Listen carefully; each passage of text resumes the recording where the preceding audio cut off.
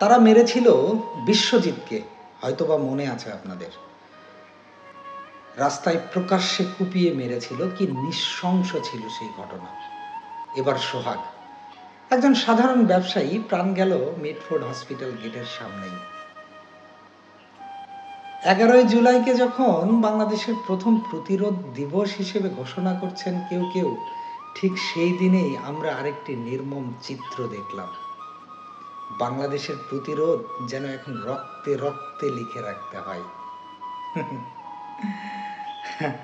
একটি হাসপাতাল, যা মানুষের জীবন বাঁচানোর শেষ আশ্রয়, সেই হাসপাতাল গেটেই শত শত লোকের সামনে প্রকাশ্যে মেরে ফেলে লাশের নৃত্য করা হলো। সবাই নীরব।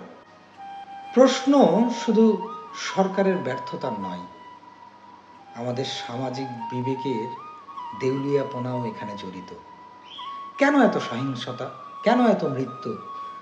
বাংলাদেশ আজ যেন এক অভিশপ্ত লটারি, যেখানে কাকে কে কখন কোথায় মারবে তা নিয়ে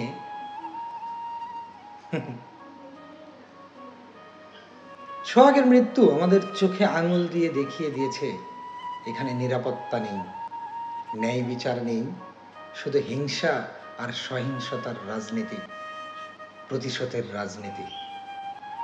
এই রাষ্ট্র কি শুধু পতাকার নাম, নাকি এর মাঝে আছে মানুষের কান্না, মা বাবার শোক, স্ত্রীর অপার অপেক্ষা? একটি প্রশ্ন আমাদের সবাইকে তাড়া করে নিয়ে বেড়াচ্ছে। এই দেশের ভাগ্যে কি কেবলই অন্ধকার?